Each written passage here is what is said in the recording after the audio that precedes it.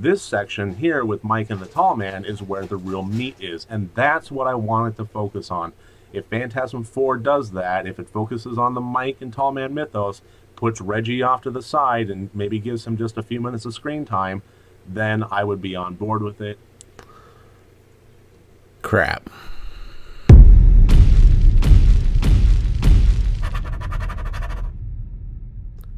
Hello and welcome to RotD Review of the Day, and today I am taking a look at the fourth installment in the Phantasm franchise, Phantasm 4 Oblivion, made in 1998.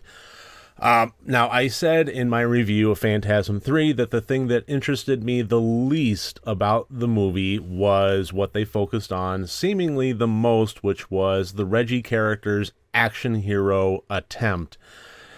He was always on the chase of Mike, with Jody somehow peppered in there sometimes, and for me, I was more about the journey of Mike himself in his discovery of himself and of the Tall Man mythos, the answers of what he is about, what he's trying to do, why does he need the dead to do it, why is he working in a small town cemetery, if we're talking about world domination, which the movies have hinted to, why start at a small town graveyard squeezing dead people into dwarves. It just boggled the mind, and I want answers, and I want Mike to complete his journey, and Reggie's whole thing just feels like a weight on the ankle of the storyline. I'm not buying the Reggie character as an action star,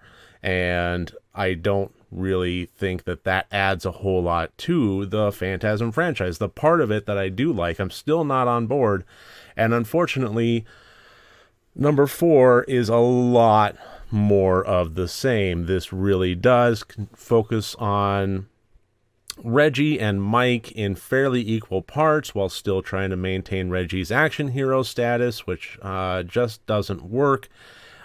Even going so far as to give him a final, prep where he puts on his ice cream man uniform.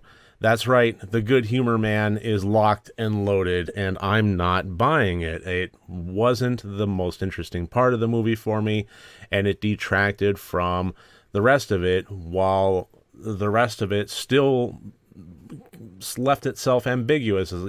There are 4 out of 5 movies in this franchise, and from what I can tell, Phantasm Ravager was made well over a decade after this one, so I would think that when they made Phantasm 4, they figured that this would be it, that this would tie up the franchise.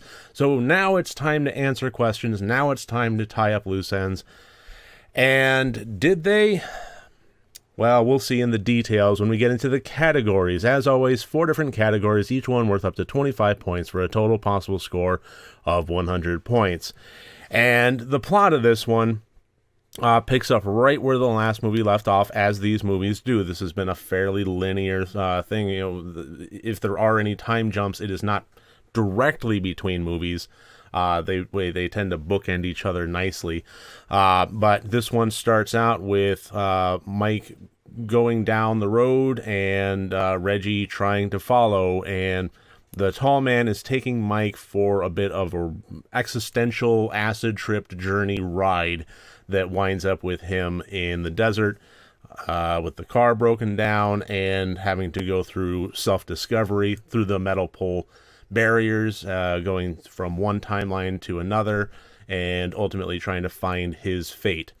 Reggie is simply following and taking up screen time. He's encountering the undead, he's encountering his foes, and he's blasting them with 4 barrels of awesomeness. And ultimately, kind of, he's on the hunt for Mike, but that's about it. This movie, I already mentioned ad nauseum here. Reggie, for me, is a tired concept.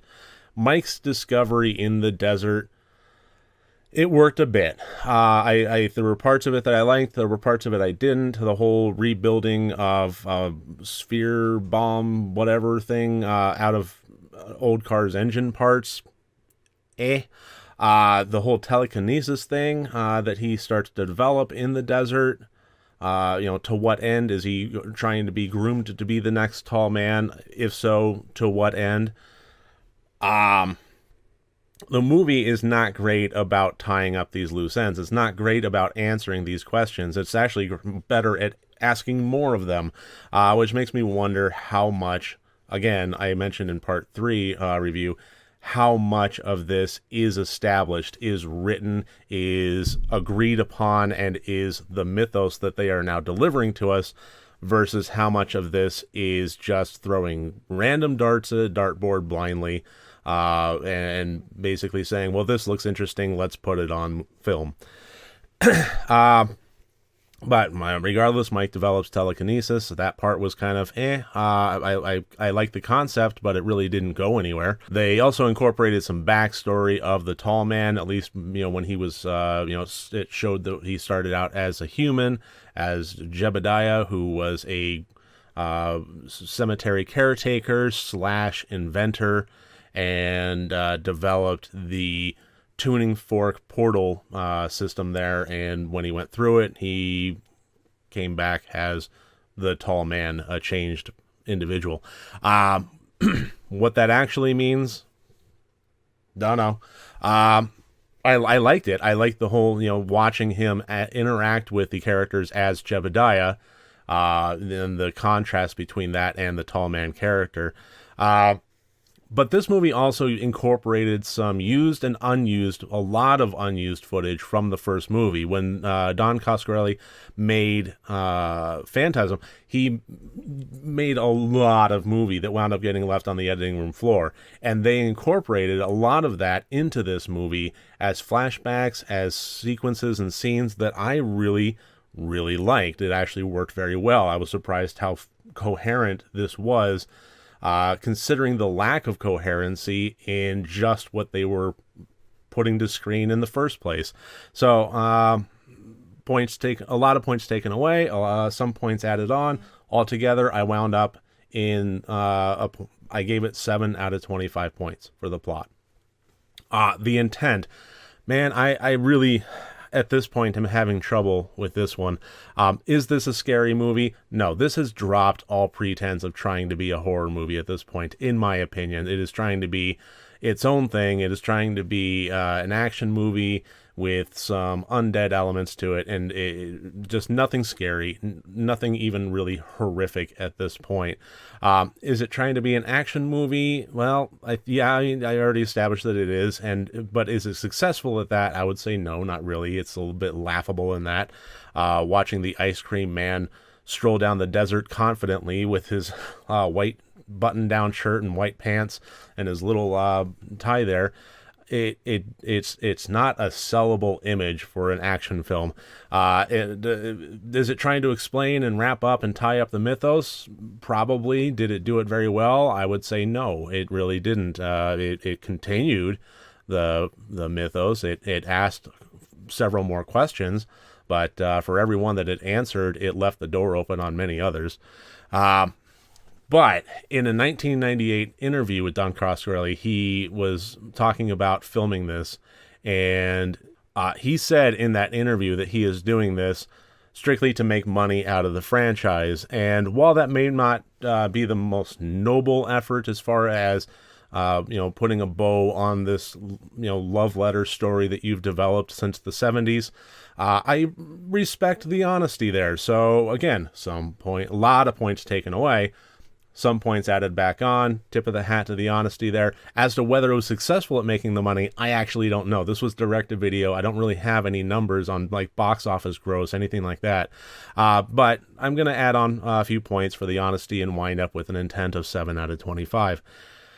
The acting, I gave a 10 out of 25. It's really not worth talking about a whole lot, honestly. I would say it's just no better and no worse than Phantasm 3. That also got 10 points for the acting, and it's for all the same reasons as that one, at 10 out of 25.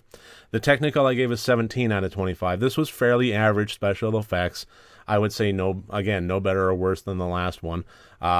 but I gave it just a little bit higher just because of the incorporation of the archival footage. That could not have been easy. To do it as well as they did, it could not have been easy.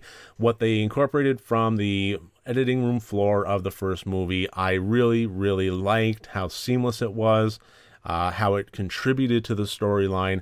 It almost seemed purposeful, and I really get the impression that it was a happy accident, but I'm still giving points for it. I was still impressed by it. 17 out of 25 points, which gives us a total of 41 out of 100 points. This franchise is in a slide, and I think that I am officially at this point saying I liked the first two movies, but a Phantasm fan, I am not. And I don't know if the next movie, the last movie, is going to change my mind on that. I have a feeling that I'm entrenched at this point, but we will see. We will see how well the movie does with the Reggie character, with the tall man mythos, whether or not it finishes explaining things.